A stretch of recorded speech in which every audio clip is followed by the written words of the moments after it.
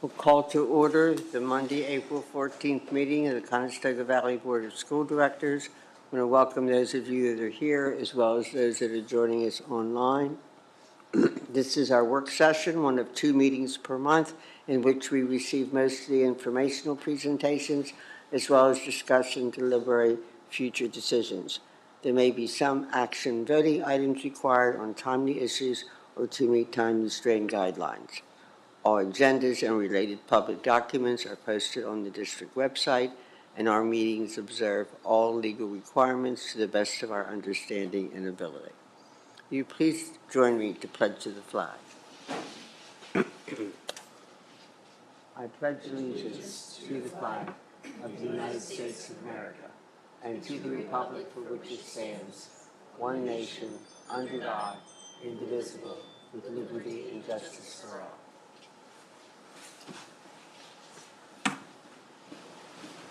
Mrs. Martin, may we have attendance, please?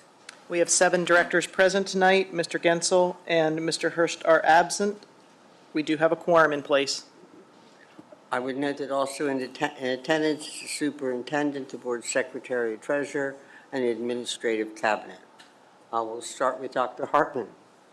Good evening. Just a few comments. I heard a few comments about this prior to the meeting, but just wanted to mention we did this past Friday have our Distinguished Alumni event in the district where we recognized 5 alumni who were nominated by the nominating committee and who were introduced by the individuals who submitted the application for them. So we had Tim Grove from the class of 1985, Dan Massey from the class of 1998, Dr. James Miller from the class of 1962, Mr. Randy Patterson from the class of 1972, and Kim Seldom-Ridge, who I believe was class of 85, I believe. I can't read my own handwriting there. 75, sorry. So they said 65 at the ceremony, so they added a few years to it. But thanks to the Ed Foundation, who also this year, for the first time in a few years, sponsored a reception afterwards at the Lancaster Country Club. It was a very nice event where family members of those who were nominated were able to attend and enjoy the evening as well. So it was a very nice event. Also on Friday evening, we had the culmination of our mini-thon efforts at the high school. Students this year raised $11,689 for mini-thon. It culminated with an all-nighter at the high school with about 70 or 80 students Friday night who had been involved, and then they had a reveal of the amount total the next morning. But they had been doing fundraising throughout the year on that. So congratulations to the high school. All the money goes to the Four Diamonds Club with Penn State University Cancer Research. So glad to see that we have a pretty vibrant program there. And then finally, just mention right now, probably right now as we speak, as a matter of fact, our high school choir is performing the national anthem this evening before the Philadelphia Phillies game in Philly. So they're out there. So congratulations to them for having that opportunity to go out, and hopefully it's on. We get to see the replay of that somewhere because I think it's going on right now. I think the game starts at 7:30, so they probably are singing, right? Getting ready to sing or singing. Can we adjourn to the game? We can adjourn. We can try and live stream. But that concludes my report. Thank you. Any board comments on recent activities? Oh, okay. I'll do that. Any board comments?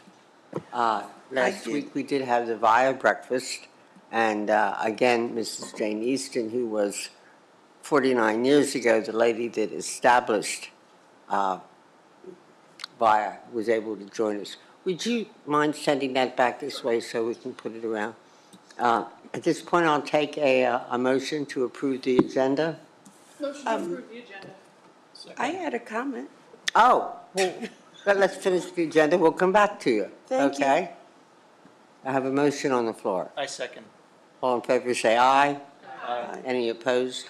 If not, we'll go back to board comments. Thank you. I got a chance to attend the AI meeting, at least half of it. And it's very, very interesting and amazing. And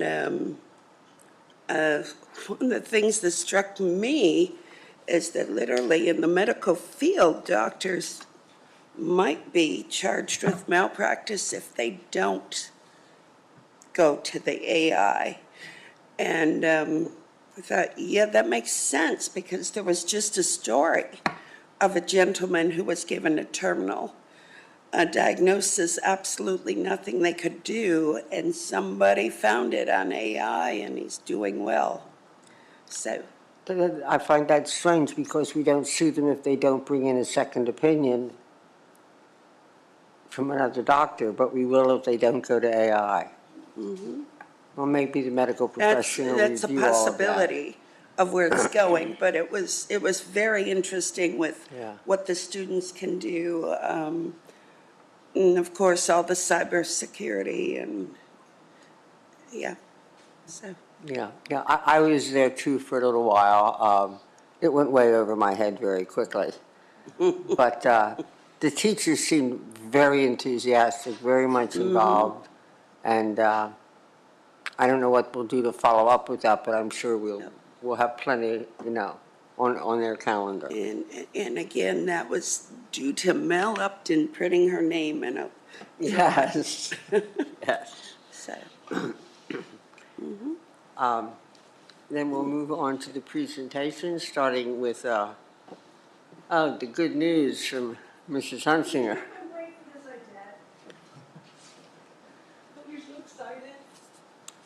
Do I look excited? Sure you will after about 15 minutes. No, kidding, about 15 minutes.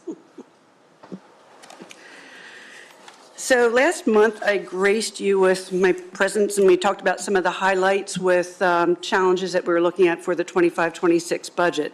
So now we're going to circle back. I'm going to hit some highlights of our current year projections, and then talk about some highlights and challenges with the 25-26 budget. And we'll just keep continuing some of the conversation there. But to start with, we had intentionally budgeted for 24-25 a $1 million deficit. What we found during the last 9 months or so of the budget is that we've collected more in real estate taxes than anticipated.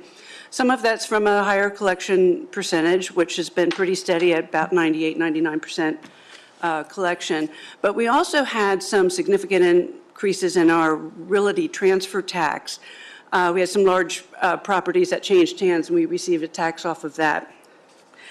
It looks, though, that with interest income, we're probably going to come in under budget with that. The Federal Reserve Bank cut interest rates 3 times in the first half year in the first half of our fiscal year. So we're anticipating some more cuts from the Federal Reserve, but not for the remainder of this year at this time, from what we've heard. Then with the state budget, I think you all recall that we have to have our budgets approved by June 30th of each year. Unfortunately, we have to then make budget decisions when we don't have a state budget, and that was not passed until July after our budget was approved. What turned out then was quite a surprise too, because we received $1 million more in state subsidy through the Ready to Learn grant program than we anticipated. We also were not aware of $107,000 being talked about during the proposed governor's budget, and that went to helping offset some of the cyber tuition costs. Transportation subsidy is very similar to our special education subsidy. It's a complicated formula, but the subsidy amount is not keeping up proportionately to the increase in the cost. So if you're not funding that subsidy, then you're not going to get your full share. So we are coming in under budget at this point by about $345,000. For expenditures, I think we're going to be pretty close to budget on this. We are self-funded for our health care plan, and those costs seems to have leveled out a little bit. We've been having some significant increases over the year, but it looks like that's pretty well leveled now. Transportation and fuel costs increased. Our energy costs increased too. We'll be a little over budget there. We did have a very, very cold winter, so that accounts for some of the increases. And then the cyber tuition cost, continue to increase. There was a slight change to the funding formula, not the funding formula, the tuition rate calculation, which saved us about $35,000, but still our numbers kept increasing. So again, we had a planned deficit of $1 million, and if everything holds right now with our projections, we'll be coming in at about a $614,000 deficit for the current year. So again, two of the hot topics we like to point out is, again, our special education costs. You can see that the blue bar representing the expenditures continues to increase, but the subsidy does not increase proportionately. In fact, for the 24-25 numbers listed there, we've got about a $13 million gap.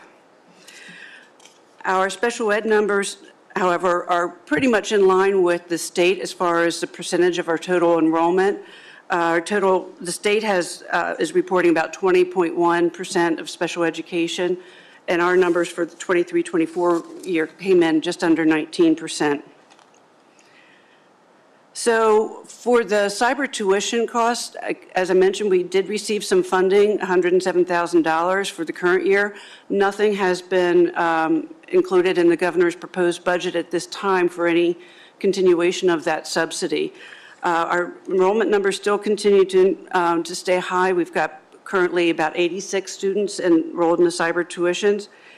And you can see the very last line item there, we have $1.7 million budgeted next year for cyber tuition costs. Now, there is a lot of discussions going on at the moment about cyber reform, but we don't have any definitive action at this time, any direction. So again, for now looking into the 25-26 budget, our real estate tax revenue we've had growth in the district, but we did have some large assessment appeals. So even with the large assessment appeals, we still are recognizing some growth in the district, which is certainly helping us. And then the Act 1 index for 25-26 is 4%, so we can only increase our millage rate up to the 4% cap. We cannot apply for any referendum exceptions, which I don't think we would have done that anyway, but because we accepted the Ready to Learn adequacy supplement, we could not apply for any exceptions. Interest rates, again, as I mentioned last month, kind of a double-edged sword. Interest rates start coming down, we lose that revenue, but at the same time, we are going to be looking at another bond issue in the very, very near future to help continue funding the renovation projects that we have. Earned income taxes have leveled out. Realty transfer taxes, again, that's all dependent on any large property transfers.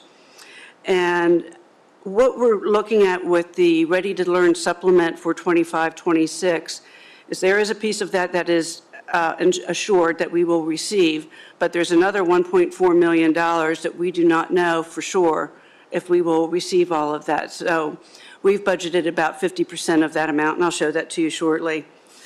And we've got a couple more weeks to wait until we know what our federal funding allocations are. That comes out later in the spring. Very similar to the current year, expenditure. May I ask this very quickly? Are we guaranteed what we got last year? Yes. Okay. We're guaranteed what we got last year.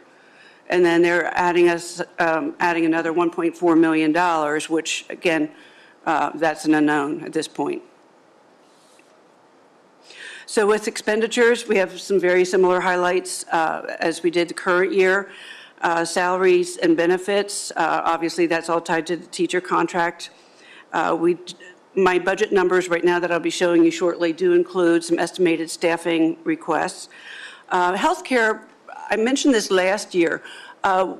There's a program that was instituted through our insurance company where we are actually getting about $500,000 a year in rebates from some of the prescriptions. So that has really been pretty steady at $500,000. Transportation costs will increase. Again, prices of buses have definitely been increasing, and we're getting ready to look at renewing a contract, as I had mentioned once before to you. And special ed education tuition costs for placement of students continues to increase as well, with more students being in need of these services, and then the cost of the services are also increasing. And then again, we have our ongoing construction projects that we have to account for as far as the debt service payments go. The next two slides are what Ken Johnson has now included in the 25-26 budget. He gave you a list of about $4.5 million back in January. He's reprioritized it and cut it down to about a total of $905,000. That's on the bottom of the next page.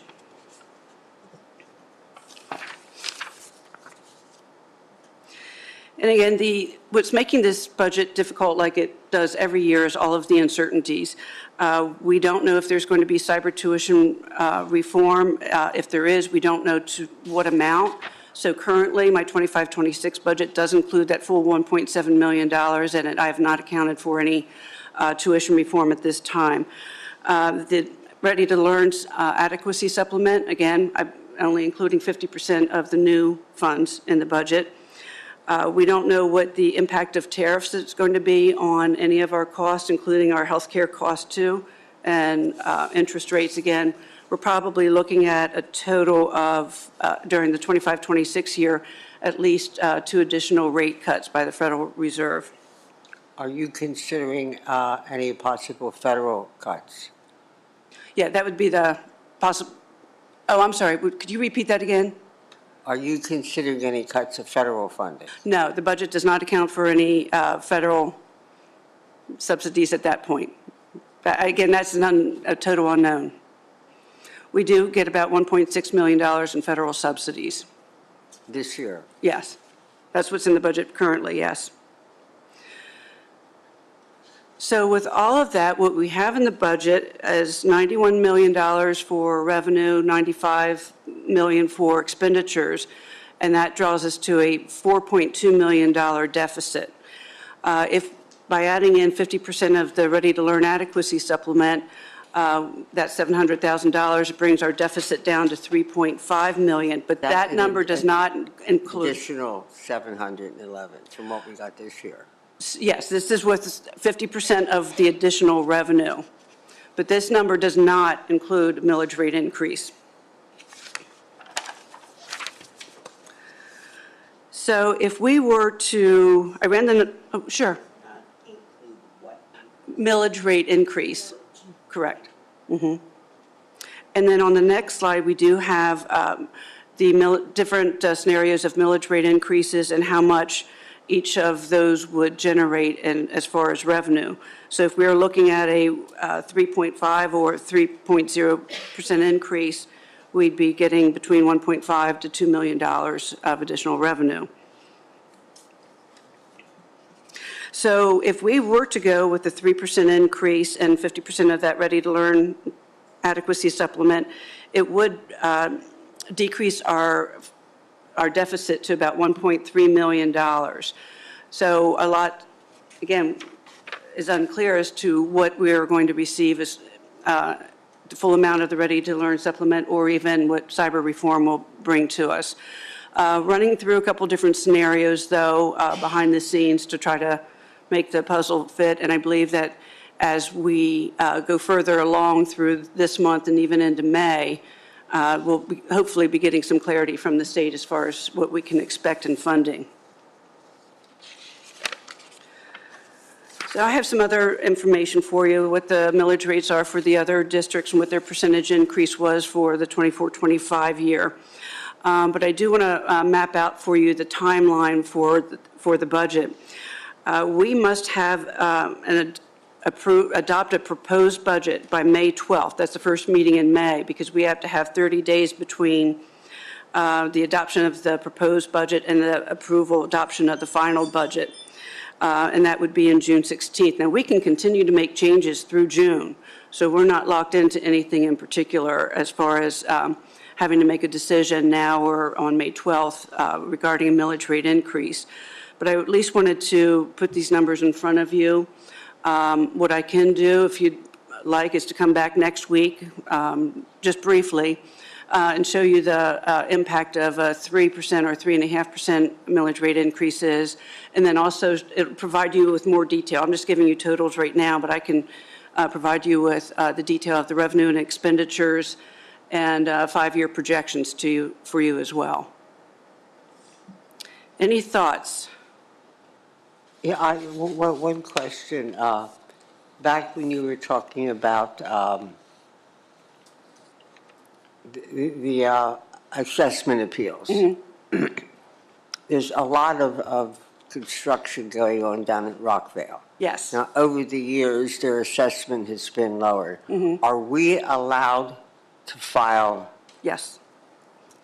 Yes. So we once they're can. up and running, we could request a fresh Yes. assessment? Yes, we could. Yeah, and from what I've been able to gather, the construction at Rockvale probably is not going to make it onto our tax rolls until the 26-27 year. Same with some of the other construction that's down here on the corner of Greenfield Road and Willow Road. That probably, from what I've read, that property, that construction will go on our tax rolls probably the end of next spring. So it would affect our 26-27 budget. And then also in Ben Franklin Boulevard area where the Thaddeus Stevens has a center there, there's a new warehouse that's going up very quickly, and it will actually probably hit our rolls this May or June. So I have included that for next year. Must we file, or are those all projects that would automatically start an assessment? A good question. The two new projects, that would be based on the assessment office going and assessing the value at that time. The Rockvale, it's a good question. I'm not sure. Probably that would be something coming from the assessment office that we didn't have to file an appeal. But we can certainly do that with some other properties if we found the need to do so. We have one large assessment appeal that we lost, and if a lot of the reduction in their assessed value is because of significant vacancies.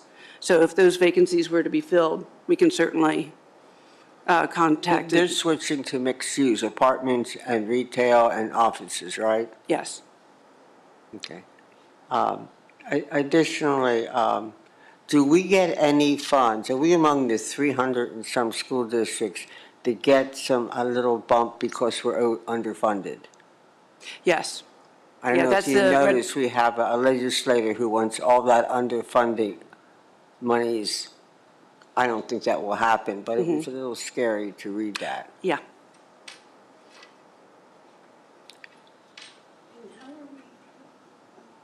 This year's deficit is projected to be 600,000. Yes. How are we covering that?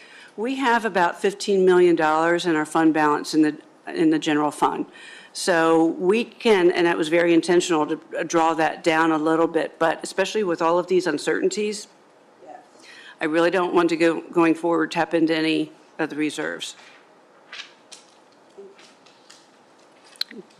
Do you have current TIF numbers? You know me. Do you have current numbers for the TIF costs? Oh, yes. Last ones I had were 24, was 150,000. I'd like to keep track of that. It's about 190,000 a year now. And if I recall, we've probably paid or accrued around $600,000 in the TIF to the township. 600,000 so far. And we're only in what, year 7 out of 20? Something around that? That's going to be really large till we get that 20 years. Yes. How much did you say? 600,000? About 600, 190 per year right now, and about 600,000 in total. And we're not halfway through. I have another question, probably for Dan. The Ready to Learn Block Grant and Adequacy Grant. Remind me what those, I don't remember hearing about that. So the ready, and Adele, correct me if I misspeak here. The adequacy, that's what we were just referring to with, that's to make up for the underfunding that went on for years. There was the big court case. And that's the 700,000 that you're budgeting at 50%. That's half of what we are would be if we were to get the full adequacy adjustment. Correct. So that's to make up that key. The Ready to Learn block grant, some people call it accountability block grant. That's your annual state subsidy that we just get for general use. And the adequacy was rolled into the account, the Yes. Ready to Learn block grant. Yes, yes. Starting last year, if I'm correct, right? Correct. But this isn't just preschool Oh, learning no. or No, no. something. That's what I'm questioning, what's ready to learn. It pretty much is, we use it for general fund type, Yeah. anything. It's Yeah, just we- the For state. instructional program, yeah. We state earmarked grant. it for teacher salaries specifically. Thank you. Could you remind me again what we generate from 1 mil? Oh, I'm sorry. That's okay. I want to say 3.5 million. That sounds about right. Yes. I know you said you would come back with a 3 and a 3.5. I'd like to see a 2.75 or 2.5 also. I can run that scenario too. I'm a little hesitant to go up that high. It's sort of out of our usual Right. increase. And I'm not sure I'm comfortable suddenly kicking up. And we still have time, that's the one benefit right now, is to get better numbers, better data, hopefully some more indications, especially after spring break now, as to what direction we think the state might be ending up with. But again, When I said that, that's where I got the nod from Mr. Talley Yeah. also. Yeah, I think we need to look at just what that will do. By only giving us the 4% like that, I'm trying to find it. Is that where you're thinking we may have to raise to? so, and working through the budget, again, this is very difficult because there are so many different, so many unknowns. The $1.3 million deficit that I showed you just a little while ago was based on a 3% increase. Okay. And that's understanding we have to balance the increase with taxpayers as well. And we're definitely aware of that, and we're all facing a lot of uncertainties too. Thank you. Certainly. I know we're all disappointed that the governor sort of, it seemed as if he walked away from a cyber tuition reform. But I get the feeling he didn't want to put all of his eggs, that he'd prefer to put all of his eggs in one basket. And he's really pushing hard for the special ed reimbursements. So hopefully that's all that is, and that's still on his menu.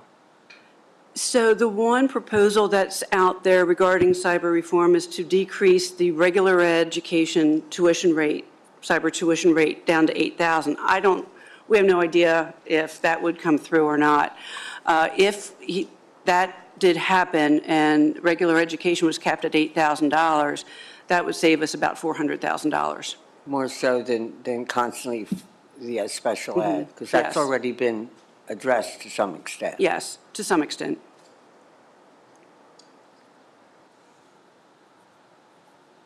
Any other thoughts, ideas? And we always do have the option to look at, with some of these construction projects, that if we feel that that $900,000 that's in capital right now is too strong, we can look at possibly using some other capital reserve funds. But again, going in with all these continued renovation plans, kind of like to have that as a backup plan. Any other questions or comments? Then we'll see you next week. You got it. Okay, thank you. Thank you.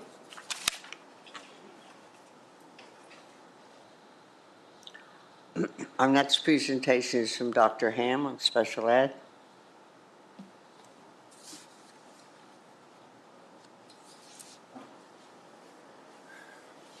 Good evening. So I have a very brief presentation for you. It's kind of 30,000-foot view of special ed, but I'm also glad to answer any specific questions you have as well. So in special education, the data, I wanted to just give you an overview of the students we're serving right now. So this information is based on our December 1 count, which is the official time every year that we have a count that goes to the state. So our December 1 count for this year was about 768 students receiving special education services, and the students are all identified by a disability category.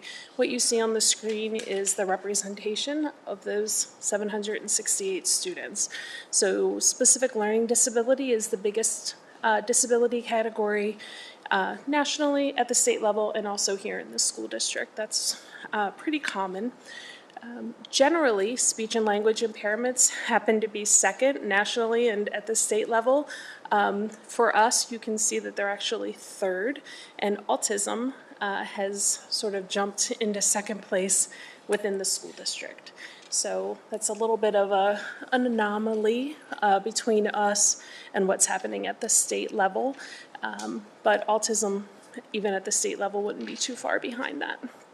So our other categories where we tend to have some representation are other health impairments and emotional disturbance, intellectual disabilities, and then there's a number of categories on there where we have very few students represented and receiving services from us as a district. So our programming that we're providing within the school district is on the left-hand side of your screen. So we provide learning support is our biggest area of support that we provide from a programming standpoint. Foundations is a type of learning support that just tends to be more intensive. So those top two programs there are our biggest area of programming. We also provide life skills support, autistic support, emotional support, and you can see as a district we have our own names for those programs here.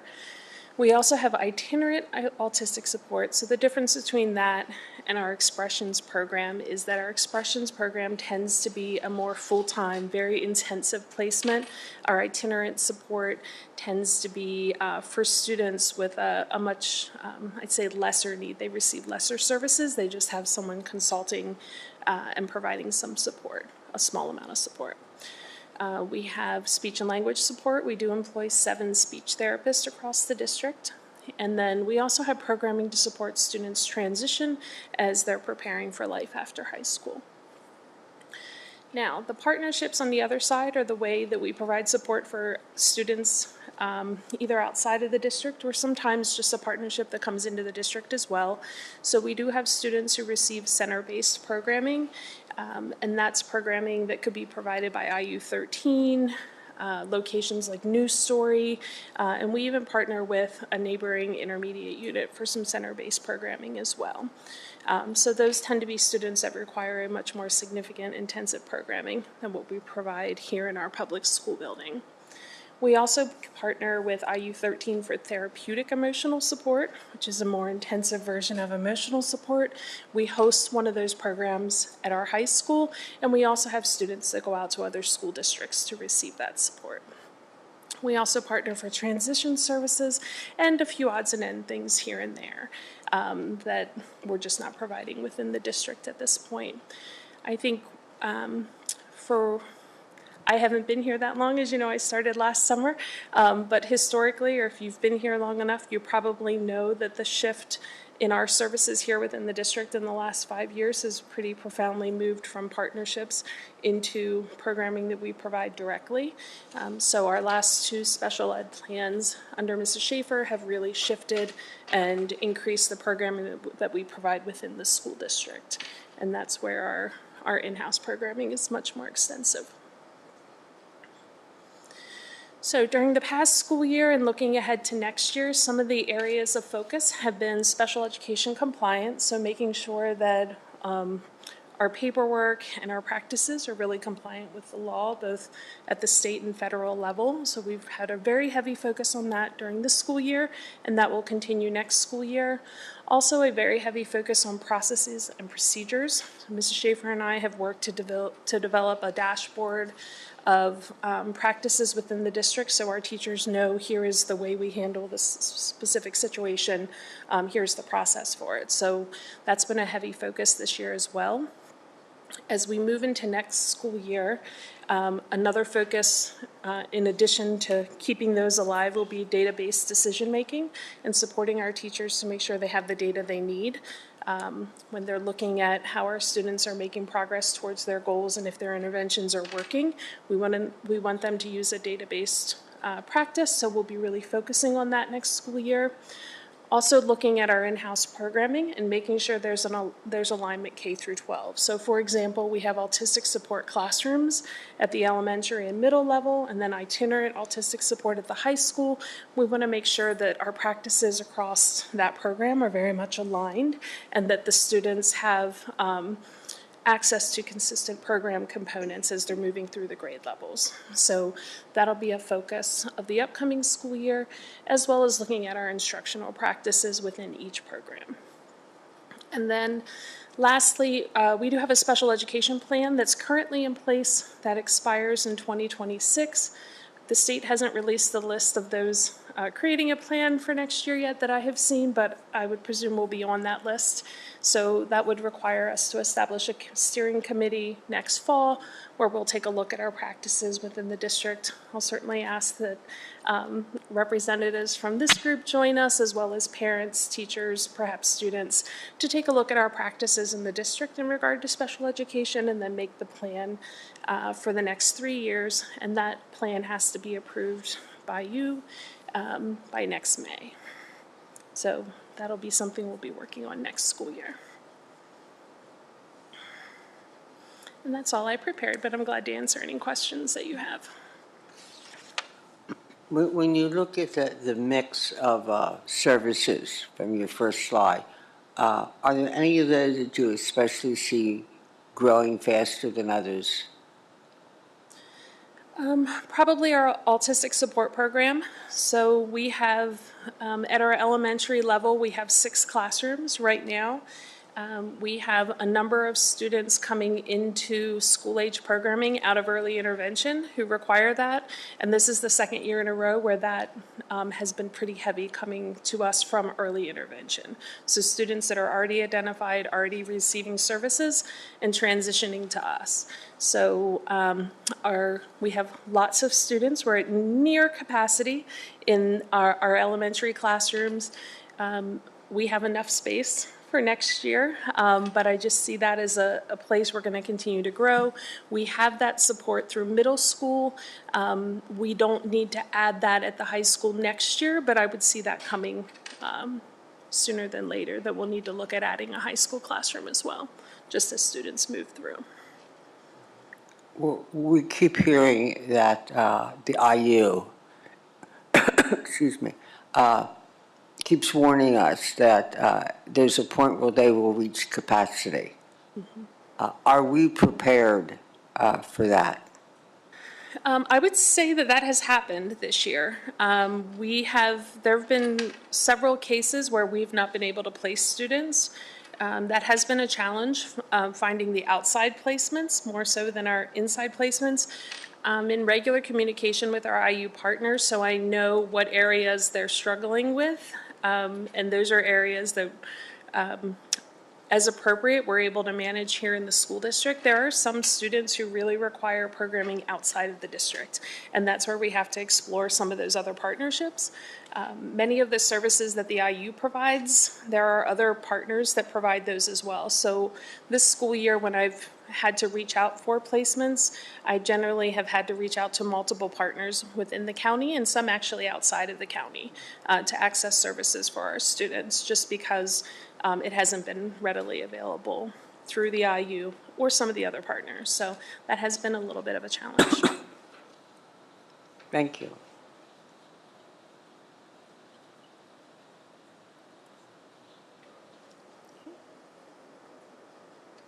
Are there any other concerns or questions?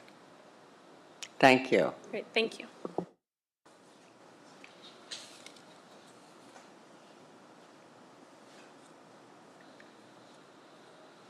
At this point in the meeting, is there anyone from the public who would like to address any of our agenda items? If not, we'll move on to our action discussion items. Mr. McGraw?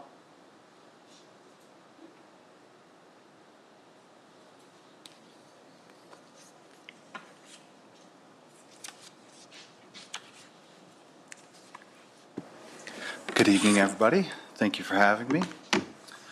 What I have before you is a lease. Typically at this time of year, you've seen these type of agreements come through as we look to continue to refresh and support our one-to-one. The equipment contained in this lease is to support several computer labs and our student one-to-one devices. The district's worked hard over the years to create a sustainable cycle. So last year was the first year that they got completely on cycle. And what I mean by that is every first grader, every fifth grader, and every ninth grader got a device. The intention is that they would keep those through the 4 years of this lease program and return them so they'd have them through fourth grade, get a new one in fifth, again through ninth grade, and go through till they graduate.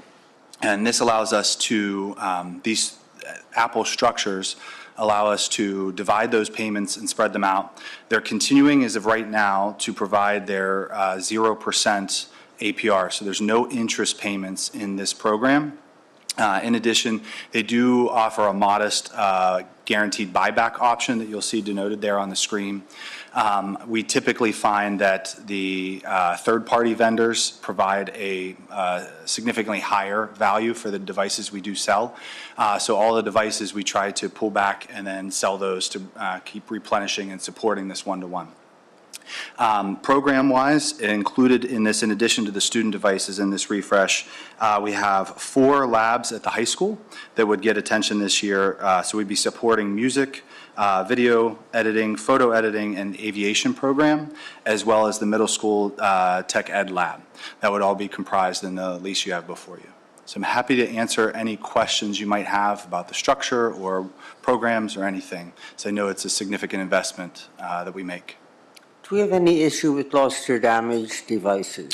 So, yes, all schools do. I would say that with the iPads in particular, coming from a previous district that had Chromebooks, the device damage is not even close. And is one of the reasons that district was also looking to switch to iPads. This program does include, for all of our student devices, does include an insurance program that we are purchasing for each device. What that provides is 2 breaks per device per year, whether they're accidental or not, so that we're able to then process those and send it back and get a new device issued from Apple. So part of this lease is paying for that program. And it's been very, very helpful. I mean, it still takes a lot of logistics to get the device, send it back. We have to process it through their system that they have for it, but it definitely helps. In addition, the cases that we purchase here as part of this bundle from a different company called Logitech that Apple partners with, they also provide 3-year guarantees on those, and I'm kind of shocked at what they will replace for us based off of the damage that can be sustained sometimes. And typically, any school district you're going to see across the nation, it's going to be your middle schoolers that have the highest incidence. That's just kind of the trend, and it tapers off as they get into high school and become a little more responsible with their devices. You said accidental or not. Are they sometimes fall under the or non-accidental? It will cover intentional on the plan. It covers the break. As a district, we have a policy to, if we suspect intentional damage, where that charge would go to the family to make that determination for there, so that we have some type of a backup. But that is one way that this plan helps to mitigate any rising costs due to damage or lost devices. I assume that rarely happens. Negligence may be intentional. Intentional, no. It's been very, very minimum. I haven't seen anything that wouldn't be outside the norm in the cost of doing business, I would call it, for a school. Adam, this is for just grades 1, 5, and 9, and 4 years split out on the payment. I presume, since this is 1/4 of the students, we're also doing 3 other yearly payment plans. You're for the correct. other. So this will flow into a kind of a budget cycle. So we have multiple leases with Apple going on right now, and Right. each year we're looking to have one final payment and then 3 more. So like one we would say falls off the lease schedule, and then we have another one. The position that we find ourselves in here now, and what I'm most excited about is if you can see the payment terms up there, the initial payment, the $172,000, is actually in this year's budget and was approved in the budget for last year. So we're able to buy these early, also without currently any tariffs on moving forward. And one of the reasons we put ourselves in a better position by doing this, so these prices reflect and are guaranteed through this month for us to be able to do that. And then you can see there, the actual subsequent 3 payments will be in August. So we did that for strategically. One, it will not be in next year's budget. So we're buying for this year, and then that provides some flexibility for us to know where our budget numbers and make sure that we can structure the next lease. So Apple allows you to structure those payments in any way you want, but once you have authorized the lease, then you would have, it would be subject to changes and charges from there if we'd ever want to adjust the terms. So that will put us in a good spot for subsequent years. And how many years will these iPads last? So Are we talking we- 4 years? Yeah, to our replace? typical is to do, so what we'll do is we kind of chart it out in a very, very big spreadsheet, and we're moving devices around, so we'll source some. So we have a lot of different movement going on to take out older devices and kind of move them around. Once this cycle completely goes through, so last year was the first year, we have 3 more years, and then we're actually on the full cycle, we'll be able to sell even more devices. But right now, we're trying to get some older generations, when the district first purchased them to get on a cycle, we have some older ones that we need to try to get rid of. So we're going to put more back into deployment, that we're going to collect some newer generation models and not sell from our rising 5th graders and rising 9th graders and deploy those, as well as our seniors. We'll be collecting back, and we'll be refreshing some devices to kindergarten that have some older ones, and we'll be bringing those back on. So the goal is to always have a generation that's the newest. Our kindergarten, we can save a little bit of money by what I would call long cycling, meaning we take devices from our seniors and we're always refreshing those, and that way we're taking from our seniors and getting a 5th year out of each of those, and that's another way we can save some funds.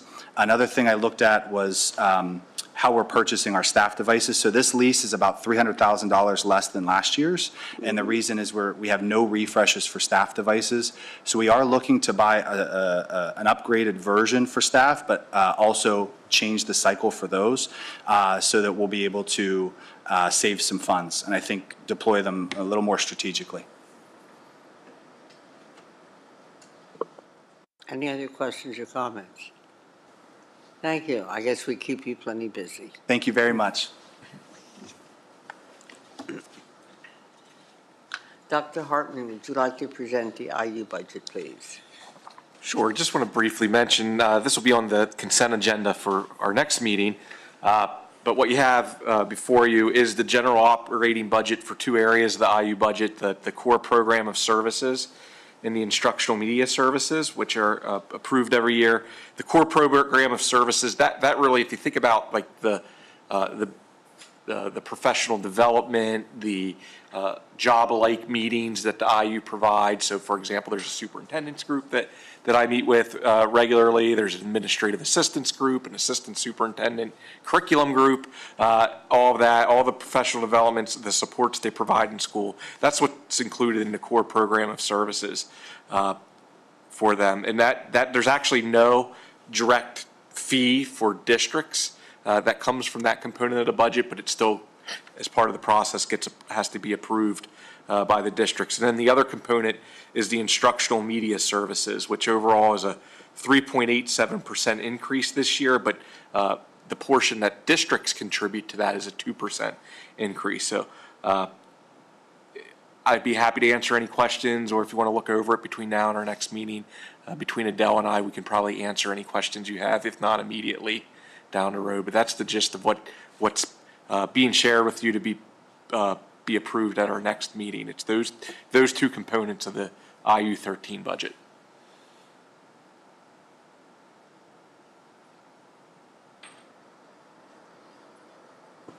The increase that you spoke of looked to me to be probably salary increases and benefit increases. Was that? Yes, yeah. Any other questions or concerns? If not, this too will be in the consent agenda. The next one is the Lancaster County Academy operating budget. The numbers you have on that one sheet summary are the only numbers that I have. Basically, what happened was when we were presented the budget, the Joint Operating Committee rejected some of it and had some changes made.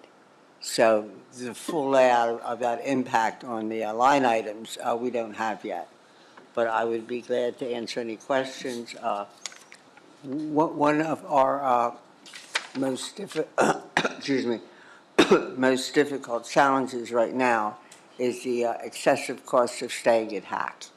And trying to find another location is very difficult because we need to be on a bus line where kids can get there easily, and that doesn't happen so easily. Crossroads has a bus down at Hack, and when we were at Penn College on Old Philly Pike, bus went right by. There aren't many places that have that convenience, but we're still looking. Also, you'll notice we're dipping into our fund balance this year. This board is very sensitive about doing that because we know how long it took. There were times when we simply did not have a fund balance, and we're not anxious to, watch that decrease too much. Any questions? That increased, the seat cost is the same amount as we approved in our extension agreement with them. So we are sticking with that.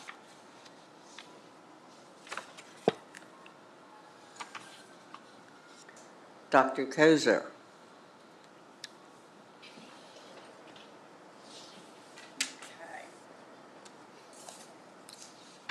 You might be wondering why we have a contract between IU13 and Lancaster Mennonite School. Let me explain that. Yeah. As part of our federal programs here in Conestoga Valley, we have 3 non-public schools that are geographically located within our school district: Lancaster Mennonite School, LCCS, and Veritas. And because they're physically in our district, they have other funds that are available to them through Title II, Title III, and Title IV.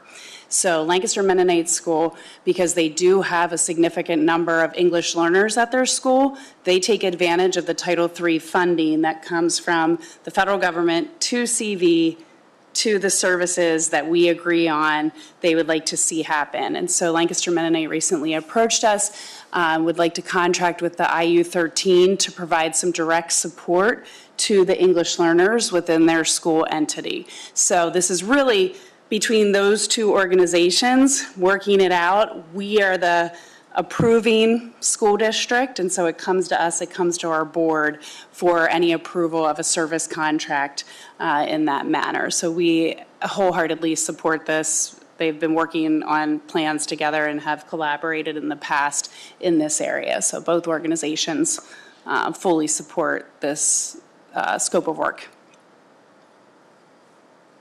Which schools did you say? It's Lancaster Mennonite, and which other schools? Lancaster County Christian School, LCCS, and then Veritas Academy. Okay, thank you. So All this right. will be on consent. On the Thank you. consent agenda, absolutely. Mrs. Hunsinger, you have a transportation agreement for us? Yes, I do. So as Robin Hum had mentioned, there's a lot of placements that we need to transport our special education students as well as homeless students, or provide transportation for them to come to school and to go home. Dawn Dixon, our Director of Transportation, provided me with the name of this company. First Student, Inc., which can provide some of the supplemental transportation using smaller vehicles, not the cost of a large bus. So we'd like to add this to the consent agenda for next week so we can begin using them and helping transport the kiddos. Anyone object to saving some money here? If not, we will put that on the consent agenda. Great, thank you. Dr. Hartman. All right, so there's no document to review with this. This is just a sort of a heads up that next week on the agenda, we will have the request for a calendar revision. And I believe I mentioned this previously to the board. Just checking with our solicitor. Technically, one of our snow makeup days this year was on a Act 80 day. And an Act 80 day counts as a student day, so it counts towards your 180 days, even though that was a day that students weren't going to physically come to school, our teachers were going to be here for professional development. It counts as a student day when you look in the grand scheme of things. So when you have a snow makeup day on an Act 80 day, it reduces the number of student days that you have technically of the state. We are well above our required number of instructional hours.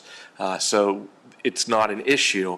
But speaking with our solicitor, he thought it would probably just be good to have on record. He wasn't sure whether or not this required a board revision or not, but felt it couldn't hurt to put on a revision. So if anybody from the Department of Education or the state ever said, how come when you submitted your calendar at the beginning of the year, it said you had 180 days, you only ended up having 179, we at least have it reflected that the board took action on that. Like I said, we are well above the threshold for number of instructional hours at both the elementary and the secondary level. And I don't think anybody wants to come in for an extra day after we graduate students in June. So we felt the best way was just to do a revision to the calendar. Is that going to require a policy change of the calendar that we would now have virtual days? I don't believe so. I think our recent revisions reflect the change in the state requirement for instructional hours. I'll read over If I recall, I think we made those adjustments in there. And we've talked to the association too. If anything, what it might require is moving forward, if we ever want to not have a 180-day instructional day, that would just involve an MOU with our teachers association because of the language in the collective bargaining agreement states specifically what the contract days will be made up as. So Okay, are you going to put this on the consent agenda? it'll be on the consent agenda. Okay. And lastly, in this part of the agenda, we are allowed 3 voting delegates to the PSBA Delegate Assembly. I think last year I went. I think, Diana, you listened in remotely. And Kathy, did you listen in remotely last year to the Delegate Assembly? You don't remember. Well, we're still allowed 3, but they no longer have, I don't know why, they no longer have remote access. You actually have to go up to Kalahari. I have gone to these for years. I would like to be there, but it's farther than I can drive myself. So in case somebody else is planning on driving up there, I can't make it. And I don't think anyone is excited about the idea of taking a Tuesday to drive up there. So as of right now, we're going to pass on that, although we do have until the end of June in case anyone changes their mind. Okay. Then we will move on to reviewing the agenda for next week. Are there any questions or concerns about that agenda? If not, are there any public comments on any issue that someone would like to address with the board? Are there any board initiatives or announcements to be made? Yes. Sorry. Thank you. I am remembering voting online last Okay. year. Thank you. But also, I thought there were 3 of us last year. yeah. Also, I noticed in the Ephrata paper that there's going to be a concert in Ephrata dedicated to Gerald Wingenroth I for saw all that. of his years in music, 31 years here at CV. And that's going to be in May. So, Yes, I saw that. I don't remember Mr. Ringenroth, but I have a feeling a lot of people do. yep, I don't either, but I think that's a very nice gesture for them. Any other announcements from the board? If not, I will take a motion to adjourn to executive session for student discipline and personnel issues. Or we can sit here all night, folks. okay. I make a motion that we adjourn the meeting to go into executive session For personnel and for student. personnel. All those in favor say aye. Any opposed? We are adjourned. Thank you. That was.